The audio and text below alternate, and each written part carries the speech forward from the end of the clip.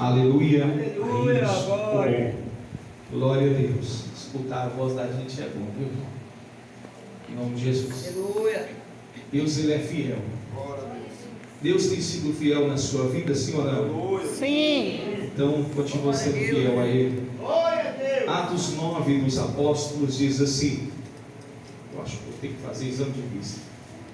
Diz assim: e Saulo, respirando ainda ameaças e mortes contra os discípulos do Senhor, dirigiu-se ao sumo sacerdote, ou seja, ele mesmo dirigiu-se, ninguém pediu ele para ir lá, e ele pediu cartas para Damasco, para as sinagogas, a fim de que se encontrasse alguns daquela seita.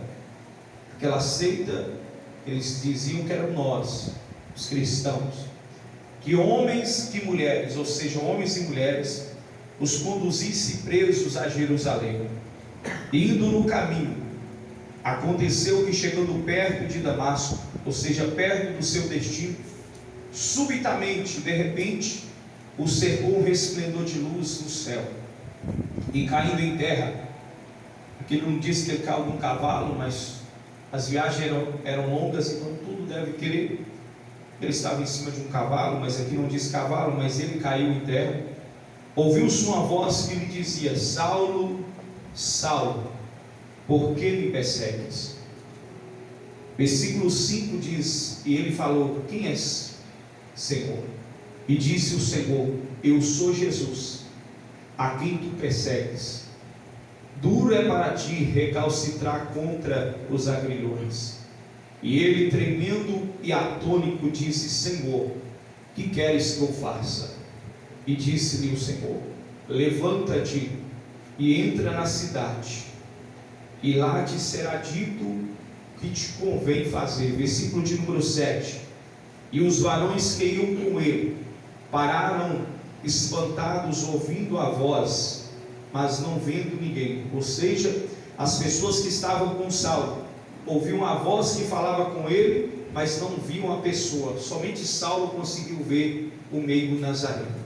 Versículo 8. E Saulo levantou-se da terra, que ele estava caído, e abrindo os olhos, não viu a ninguém. Ou seja, Jesus já não via nem Jesus nem ninguém, porque a visão dele já estava fechada.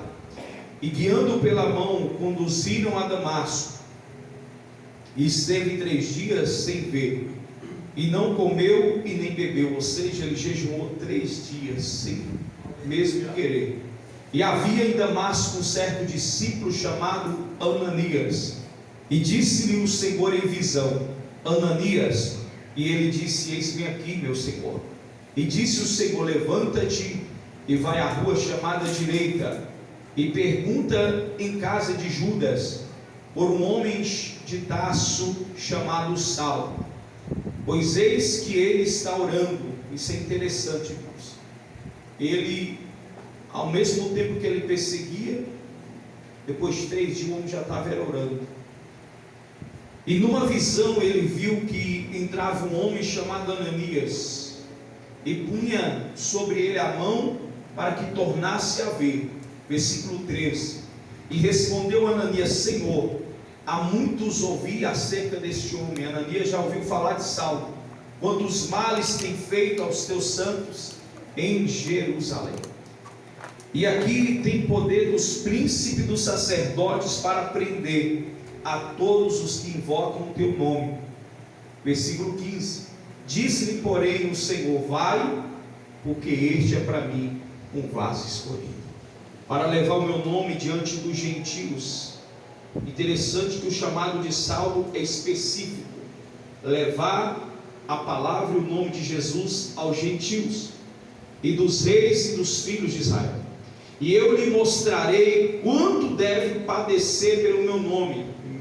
E Ananias foi, entrou na casa, e pondo-lhe as mãos, disse: irmão Saulo, o Senhor Jesus, que te apareceu no caminho por onde vinhas, me enviou.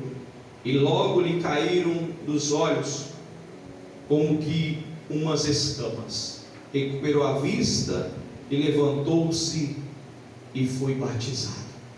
Amém?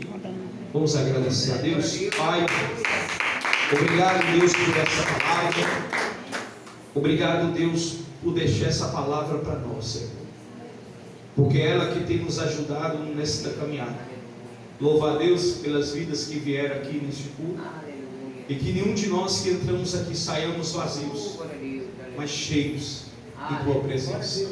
Amém? Vamos aplaudir Jesus mais uma vez. Graças a Deus.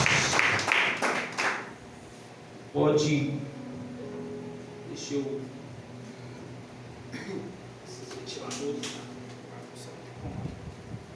Meus irmãos, glórias a Deus. Hoje eu gostaria de trazer uma palavra sobre o maior evangelista abaixo de Cristo que houve nessa terra. O interessante, Marcelo. O interessante, irmão Marcelo, é que pela lógica, quem deveria ser o maior de todos esses homens deveria ser os discípulos. Pedro, João, por mais que João escreveu um dos livros mais importantes da Bíblia, que é o livro de Apocalipse, mas quando nós estudamos a Bíblia, o apóstolo Paulo, irmãos, escreveu a maioria dos livros. O apóstolo Paulo, ele viajou praticamente em toda a Ásia, pregando, curando e fazendo a obra do Senhor. Mas quando a gente olha o nome Paulo, a gente lembra de um missionário, de um evangelista, de um homem que foi usado com ousadia na presença de Deus. Mas quando nós estudamos a história de Paulo, antes de Paulo tinha um Saulo na história. Antes de Paulo tinha um homem chamado Saulo. E quem era Saulo, pastor? Saulo era um homem, irmãos, ruim, de personalidade difícil. A Bíblia diz, irmãos, que ele perseguia os cristãos dentro de Jerusalém. E ele viu a morte de Estevão. A Bíblia não fala que Saulo, ele matava os cristãos, mas a Bíblia diz, irmão Divaldo, que Saulo perseguia os cristãos. Mas a Bíblia vai dizer que os cristãos, irmãos, quanto mais, irmãos, bate, quanto mais persegue, quanto mais, irmãos, se levanta contra a obra de Deus, mais ela cresce. Glória a Deus. Você pode, irmãos, até perseguir um crente. Você pode, irmãos, até ver um crente sendo perseguido. Sabe o segredo da vitória? Se está te perseguindo, se levantou uma calúnia contra ti, se levantou um falso contra ti, sabe qual que é o maior segredo para alcançar a vitória? Pastor, é orar? Claro, irmãos, nós temos que orar em todo tempo. Pastor, é cantar louvores? Nós precisamos adorar a Deus em todo tempo. O segredo, irmãos, é a gente, ficar em silêncio. Ninguém pode bater boca e procurar, irmãos, um jeito de sair por cima, porque quem advoga, quem, irmãos, está no controle, e quem, irmãos, vai trazer as claras tudo, é Deus. O tempo ele pode até passar. Um dia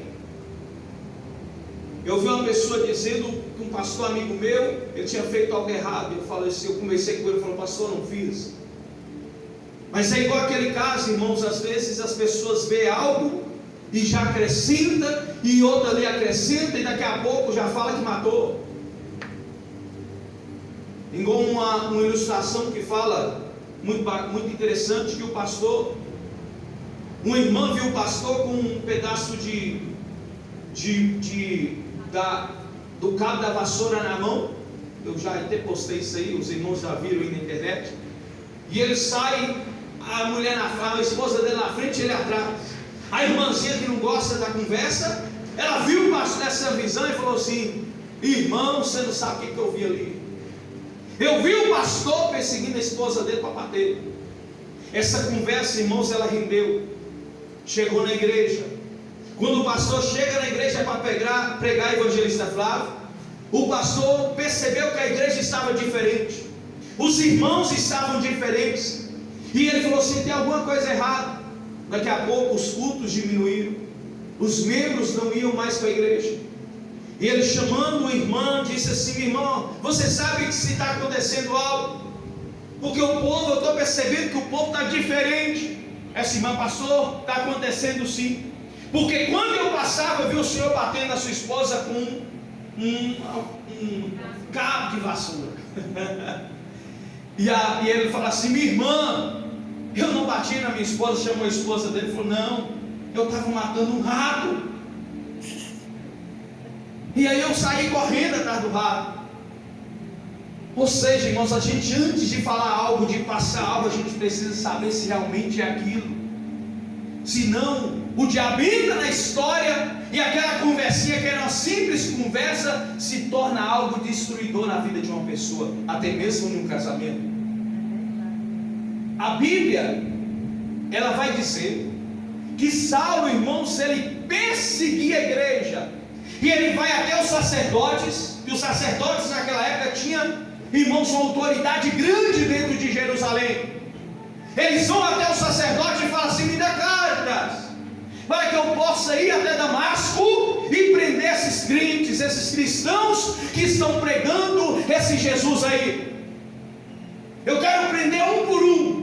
Irmãos, quando a gente acha que está fazendo a coisa certa, a gente se enche e a gente acha que nós estamos sendo importante em algo.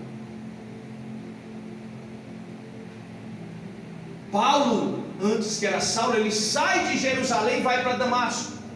Só que no percurso da história, da vida de Saulo, ele tem um encontro com Jesus. Aleluia, Jesus. Glória a Deus. Hoje eu gostaria de pregar. Irmãos, quando a gente nasce e a gente começa a crescer como um ser humano, e a gente chega na adolescência, normalmente na escola se pergunta assim: o que você quer ser quando você for maior, for de maior, estudar, o que você quer ser? As pessoas lá na escola, na quarta série, na quinta, as professoras perguntam, e eu aqui na igreja também no batismo eu gosto de perguntar. E lá na escola as pessoas dizem assim: pastor não, professor, eu quero ser advogado, eu quero ser professor igual a senhora, eu quero ser juiz, eu quero ser engenheiro, eu quero ser isso e aquilo. Ou seja, nós fazemos um curso dizendo eu quero, mas não é o seu querer. É claro que as nossas decisões podem mudar o curso da nossa história.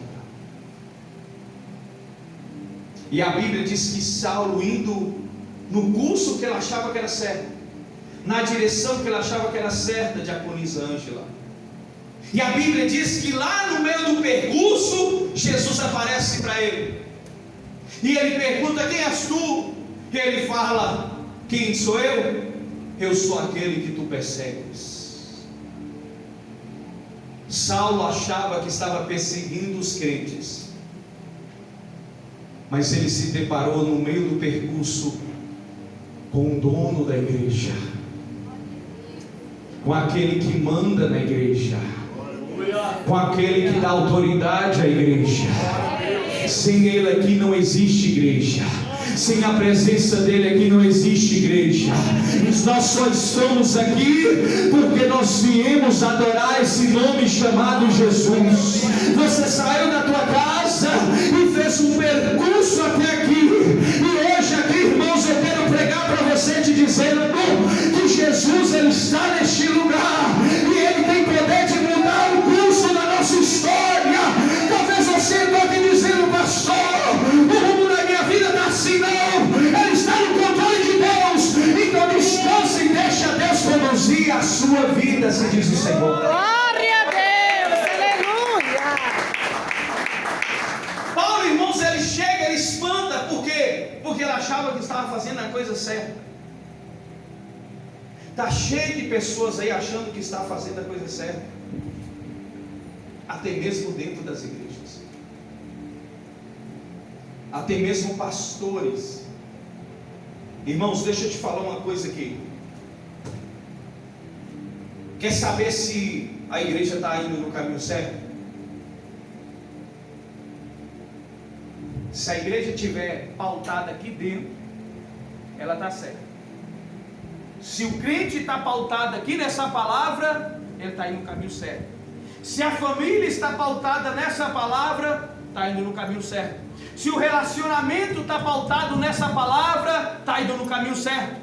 Se o ministério está pautado nessa palavra, está indo no caminho certo. Mas se não tiver aqui, o percurso está errado.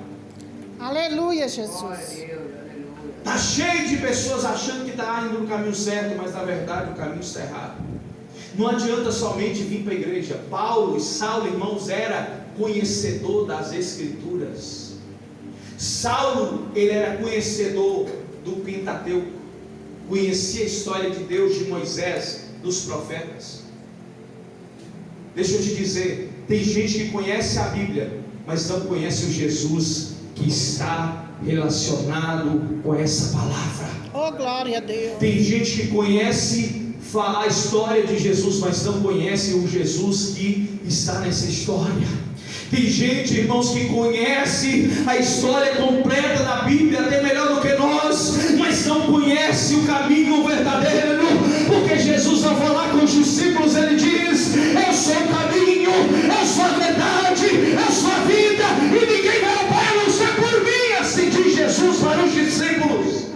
Aleluia, Jesus. Então, igreja, o percurso nosso tem que estar no percurso de Deus. Saulo, ele sai de Jerusalém e vai para Damasco. Só que o percurso que ele achava estava certo, na verdade estava errado. E eu gostaria de pregar algo interessante aqui para a igreja. Olha o que Jesus fala com ele. Ele fala assim: quem és tu? Ele fala: eu sou Jesus. Ele, tremendo, atônico, disse: Senhor, o que o Senhor quer que eu faça? Quem tem um encontro verdadeiro com Jesus, o evangelista fala. Ei, ele fala